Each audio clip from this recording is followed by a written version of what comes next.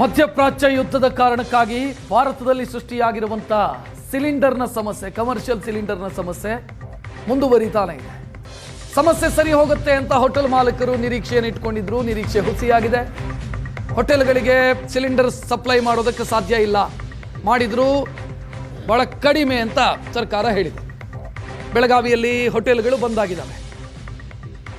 ಅಜಂತ ಅನ್ನುವಂಥ hotel RPD ಸರ್ಕಲಲ್ಲಿದೆ. ಆ hotel ಮುಂದೆ ಕ್ಲೋಸ್ ಅಂತ ಬೋರ್ಡ್ ಹಾಕಿದ್ದಾರೆ. ನಿತ್ಯ 3 ಕಮರ್ಷಿಯಲ್ ಸಿಲಿಂಡರ್ ಬಳಸ್ತಾ ಇದ್ರಂತೆ ಹೋಟೆಲ್ನಲ್ಲಿ. ಕಳೆದೊಂದು ವಾರದಿಂದ ಕಮರ್ಷಿಯಲ್ ಸಿಲಿಂಡರ್ ಬರ್ತಿಲ್ಲ.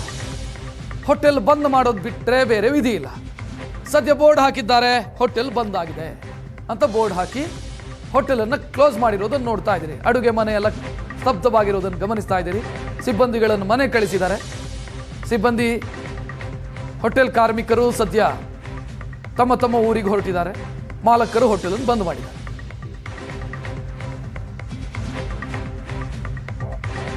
ಮಧ್ಯಪ್ರಾಚ್ಯದಲ್ಲಿ ನಡೀತಿರಕ್ಕಂಥ ಯುದ್ಧ ಏನಿದೆ, ಈಗ ಕುಂದಾನಗರಿ ಬೆಳಗಾವಿ ಅದರ ಎಫೆಕ್ಟ್ ತಟ್ಟಿರುವಂಥದ್ದು. ಸಿಲಿಂಡರ್ ಪೂರೈಕೆಯಲ್ಲಿ ಬೆಳಗಾವಿಯಲ್ಲಿ ಸಾಕಷ್ಟು ವ್ಯತ್ಯಯ ಆಗ್ತಿರೋ ಹಿನ್ನೆಲೆಯಲ್ಲಿ ಹೋಟೆಲ್ ಉದ್ಯಮಕ್ಕೆ ದೊಡ್ಡ ಮಟ್ಟದ ಹೊಡೆತ ಕೂಡ ಬಿದ್ದಿರುವಂಥದ್ದು. ನಾವೀಗ ಬೆಳಗಾವಿಯ RPD ವೃತ್ತದಲ್ಲಿರುವಂಥ ಅಜಂತ ಹೋಟೆಲ್ನಲ್ಲಿರುವಂಥ ದೃಶ್ಯದಲ್ಲಿ ಕೂಡ ನೋಡ್ತಿರುವಂಥ ಈ ಭಾಗದಲ್ಲಿ ಅತಿ ದೊಡ್ಡ ಹೋಟೆಲ್ ಇದಾಗಿರುವಂಥದ್ದು. ಕಳೆದ 2-3 ದಿನಗಳಿಂದ ಸಿಲಿಂಡರ್ ಪೂರೈಕೆಯಲ್ಲಿ ಆಗಿರ್ತಕ್ಕಂಥ ವ್ಯತ್ಯಯದಿಂದಾಗಿ ಈ ತಾವೇ ಹೋಟೆಲ್ ಮಾಲೀಕರಿಗೆ ಕ್ಲೋಸ್ಡ್ ಅಂತಕ್ಕಂತಹ ಬೋರ್ಡನ್ನು ಹಾಕಿ ಹೋಟೆಲ್ನ ಲಾಕ್ ಮಾಡುವ ಕೆಲಸವನ್ನು ಮಾಡಿರುವಂಥದ್ದು. ಈ ಒಂದು ಉದ್ಯಮ ಭಾಗ ಆಗಿರ್ಬೋದು, ಈ ಭಾಗದಲ್ಲಿ ಇದೇ ಒಂದು ದೊಡ್ಡ ಹೋಟೆಲ್ ಆಗಿರುವಂಥದ್ದು. ಈಗ ಕೆಲಸ ಮುಗಿಸ್ಕೊಂಡು ಸಾಕಷ್ಟು ಪ್ರಮಾಣದಲ್ಲಿ ಸಂಜೆ ಟೀ ಕುಡಿಯೋಕೆ ಇಲ್ಲಿ ಜನ ಬರ್ತಾರೆ. ಆದರೆ ಯಾವುದೇ ರೀತಿಯ ಸಿಲಿಂಡರ್ ಪೂರೈಕೆ ಆಗದ ಹಿನ್ನೆಲೆಯಲ್ಲಿ ಈ ಹೋಟೆಲ್ ಉದ್ಯಮ ಏನಿದೆ, ಉದ್ಯಮಿಗಳೇನಿದ್ದಾರೆ ಅದನ್ನು ಕ್ಲೋಸನ್ನು ಮಾಡಿರುವಂಥದ್ದು. ಕ್ಲೋಸ್ ಅಂತೇಳಿ ಯಾವಾಗ ಗೊತ್ತಾಯ್ತು ನಿಮಗೆ? ಇಲ್ಲಿ ಬಂದ ಮೇಲೆ ಗೊತ್ತಾಯಿತು ನಮಗೆ. ಮೊದಲು ಗೊತ್ತಿದ್ದಿದ್ದಿಲ್ಲ.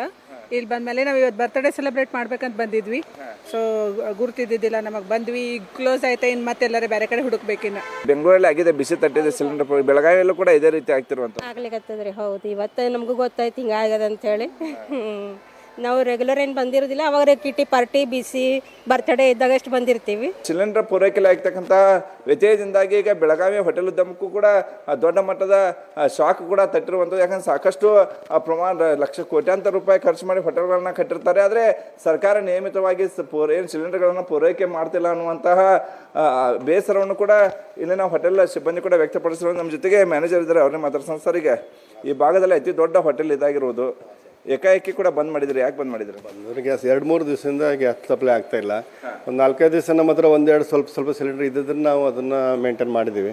ಐಟಮ್ ಎಲ್ಲ ಸ್ವಲ್ಪ ರೀಸನೇಬಲ್ ಮಾಡ್ಕೊಂಡು. ಈಗ ಅಚಾನಕ್ಕಾಗಿ ಒಂದು ಯಾವುದು ಇದಾಗಿಲ್ಲ, ಅದರಿಂದ ನಾವು ಬಂದಿಟ್ಟಿದ್ದೀವಿ ಸರ್. ಈ ಟೈಮ್ ನೋಡ್ರಿ, ಈ ಟೈಮ್ ಸಿಕ್ಕಾಬಿಡಿ ಜನ ಬರ್ತಿದ್ರು, ಗ್ರಾಹಕರು ಕೂಡ ಹೊರ ನಿಂತಿದ್ದಾರೆ. ಹೌದೌದು, ಅದೇ ಬರ್ತಾರೆ ಹೋಗ್ತಾರೆ. ಆ್ಯಕ್ಚುಲಿ ಕಸ್ಟಮರಿಗೆ, ಗ್ರಾಹಕರಿಗೆ ಗೊತ್ತಾಗೋಲ್ಲ ಬಂದೈತಂತ. ಬೆಳಗ್ಗೆಯಿಂದನೂ ಭಾಳ ಮಂದಿ ಬಂದು ವಾಪಸ್ ಹೋದರು. ಅದು ಯಾವುದು ಆಪ್ಷನ್ನೇ ಇಲ್ಲ. ಅದರಿಂದ ಇದ್ರ ಬಗ್ಗೆ ಅದೇ ಆದಷ್ಟು ಬೇಗ ಇದು ಪ್ರಾಬ್ಲಮ್ ಸಾಲ್ವ್ ಮಾಡಿ ನಮ್ಮ ಗ್ರಾಹಕರಿಗೂ ಚಲೋ, ಮತ್ತು ಇಲ್ಲಿ ವರ್ಕರ್ಸಿಗೂ ಪ್ರಾಬ್ಲಮ್ ಆಗ್ತಾಯಿದೆ.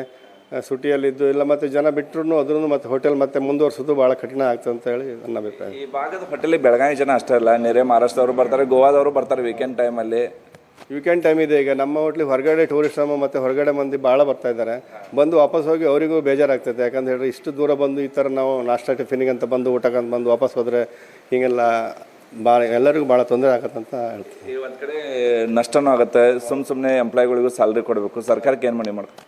ಅದೇ ಆದಷ್ಟು ಬೇಗ ಈ ಪ್ರಾಬ್ಲಮ್ ಸಾಲ್ವ್ ಮಾಡಿ ಎಲ್ಲ ಹೋಟೆಲ್ಗಳಿಗೆ ಗ್ಯಾಸ್ ಕಮ್ಮಿ ಅಂದರೂ 1-2 ದಿವಸ ಅವ್ರು ಸಪ್ಲೈ ಕೊಟ್ಟರೆ ನಮ್ಗೆ ಭಾಳ ಉತ್ತಮ ಆಗುತ್ತೆ ಅಂತ ನನ್ನ ಅಭಿಪ್ರಾಯ. ಕ್ಯಾಮ್ರಾ ನಡೇಶ್ ಪಾಲ್ ಜೊತೆ ಅನಿಲ್ ಕಾಜುಗಾರ್, ಏಷ್ಯಾನೆಟ್ ಸುವರ್ಣ ನ್ಯೂಸ್, ಬೆಳಗಾವಿ.